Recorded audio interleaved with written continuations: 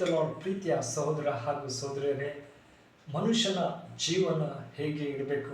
ಪ್ರೀತಿಯ ಮಕ್ಕಳೇ, ಮನುಷ್ಯನ ಜೀವನ ಹೇಗೆ ಇರಬೇಕು ಎಂದು ನೋಡೋದಾದ್ರೆ ಸತ್ಯವೇದ ನಮ್ಮನ್ನು ಎಚ್ಚರಿಸುತ್ತದೆ. ಏನಂದ್ರೆ ಮತ್ತೆ ಬರೆದ ಸುವಾರ್ತೆ 5ನೇ ಅಧ್ಯಾಯ ಮತ್ತು 6ನೇ ಅಧ್ಯಾಯವನ್ನು ನೋಡೋದಾದ್ರೆ ಅಲ್ಲಿ ಹೀಗೆ ಹೇಳ್ತಾರೆ, ಏನಂದ್ರೆ ನೀವು ಭೂಮಿಗೆ ಉಪ್ಪಾಗಿದ್ರಿ. ಉಪ್ಪು ಸಪ್ಪಗಾಗಿದ್ರೆ ಅದಕ್ಕೆ ಮತ್ಯಾವುದಕ್ಕೂ ಅದರಿಂದ ಉಪ್ಪಿನ ರುಚಿ ಇರಲು ಹೋದ್ರೆ ಅದನ್ನ ಹೊರಗಡೆ ಹಾಕಿ ತುಳಿತಾರೆ ಎಂಬುದಾಗಿ.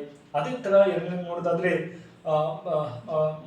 ನೀವು ಲೋಕಕ್ಕೆ ಬೆಳಕಾಗಿದ್ದೀರಿ. ಆಮೇನ್. ಹೌದು ಪ್ರತಿ ಮಕ್ಕಳೇ, ನೀವು ಲೋಕಕ್ಕೆ ಬೆಳಕಾಗಿದ್ದೀರಿ ಎಂಬುದಾಗಿ.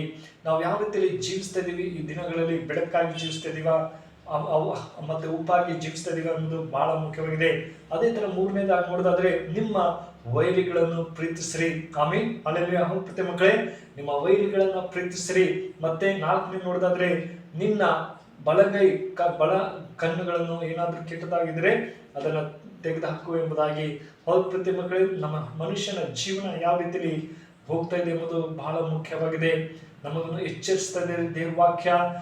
ನಾವು ವೈರಿಗಳನ್ನ ಪ್ರೀತಿಸ್ಬೇಕೆಂಬುದು, ಮತ್ತೆ ನಾವು ಉಪ್ಪು ಒಳ್ಳೆಯದಾಗಿ ಇರಬೇಕೆಂಬುದಾಗಿ. ಹೌದು ಪ್ರತಿ ಮಕ್ಕಳು ನಾವು ತೀರ್ಮಾನ ಮಾಡಿಕೊಡ್ಬೇಕು. ದೇವ್ರೆ, ನೀನು ಒಳ್ಳೆ ಮಾರ್ಗದಲ್ಲಿ ನಡೆಸು, ನಾನು ಉಪ್ಪಾಗಿ ಒಳ್ಳೆಯದಾಗಿ ಜೀವಿಸುವಂತೆ ಸಹಾಯ ಮಾಡು ಎಂಬುದಾಗಿ ಹೇಳುವಾಗ ದೇವ್ರು ನಿಶ್ಚಯವಾಗಿ ಸಹಾಯ ಮಾಡ್ತಾರೆ. ಪ್ರೀತಿ ಮಕ್ಕಳು, ಈ ವಾಕ್ಯ ನಿಮ್ಮ ಜೀವಿತದಲ್ಲಿ ಆಶ್ರಯಿಸಿ ಕಾಪಲಿ.